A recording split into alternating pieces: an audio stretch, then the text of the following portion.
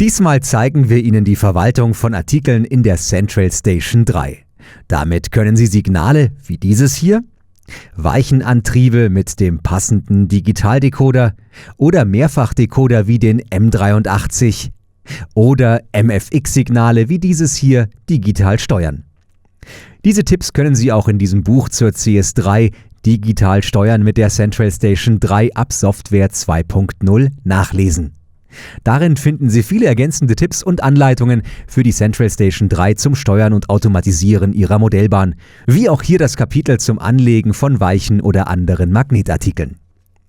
Starten wir mal mit einer neuen CS3, in der alles noch auf Anfang ist.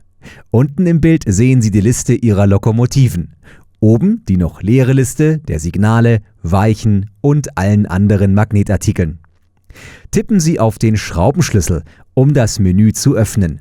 Hier können Sie nun die Artikelliste bearbeiten oder direkt neue Artikel hinzufügen oder MFX-Artikel suchen. Hier sehen Sie später alle Ihre Artikel in der Übersicht und können diese auch nach Typ oder Adresse sortieren.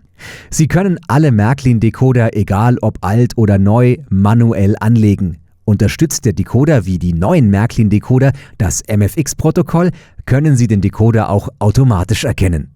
Zum manuellen Hinzufügen drücke ich auf das große Plus. Sie sehen jetzt unten in der Liste den Namen, das Magnetartikelprotokoll und die Digitaladresse.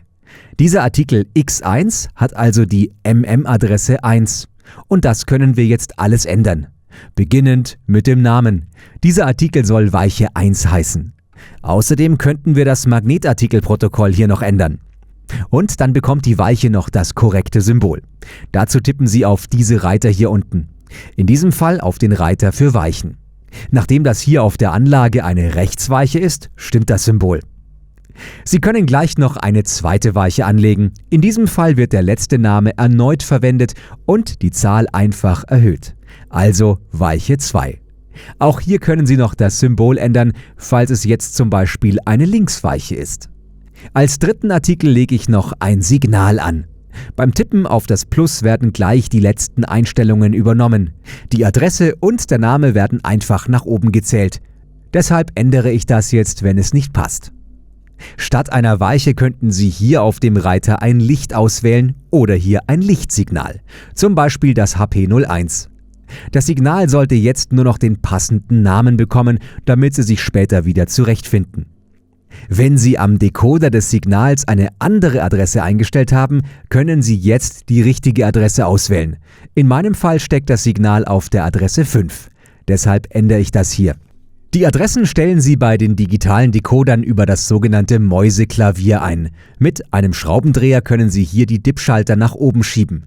Mit den Tasten 1 bis 9 stellen Sie die Digitaladresse des Decoders ein.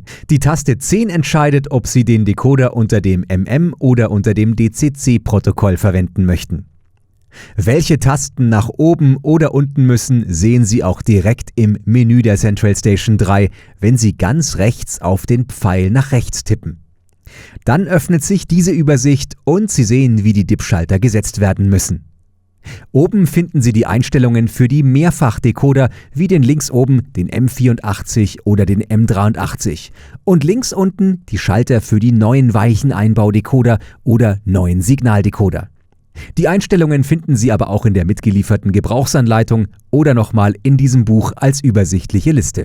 Noch einfacher wird es aber, wenn Sie den Decoder von Anfang an mit dem Märklin MFX-Protokoll hinzufügen. Dann geht das meiste automatisch und Sie müssen gar keine DIP-Schalter am Decoder verändern oder sich überlegen, wie Ihre Decoder nummeriert sein werden. Tipp: Entscheiden Sie sich von Anfang an, ob Sie lieber alle Artikel manuell anlegen oder alle Artikel per MFX automatisch anlegen. Dann vermeiden Sie doppelte Artikel in der Liste.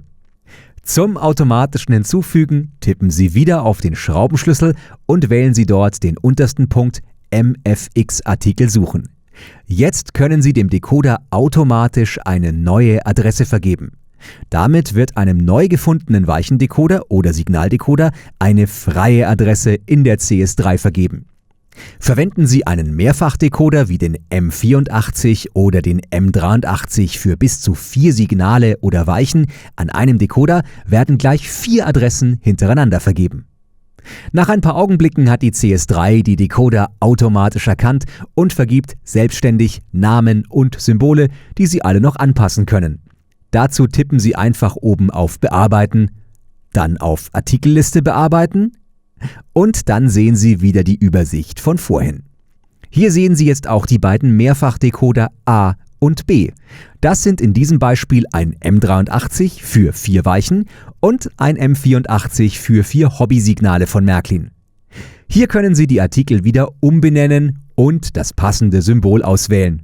Einmal hier für diese Weiche und einmal für das Signal am ersten Ausgang des M84. Und einmal für eine Lampe, die am zweiten Ausgang des M84 steckt. Besonders praktisch, bei einem Mehrfachdecoder wie dem M84 oder M83 können Sie jetzt auch die Konfiguration für besondere Effekte übersichtlich in einer grafischen Oberfläche ändern. Wie Sie damit zum Beispiel Lichteffekte oder Beleuchtungen für Häuser auf Ihrer Anlage zaubern, das zeigen wir Ihnen in einem der nächsten Erklärvideos.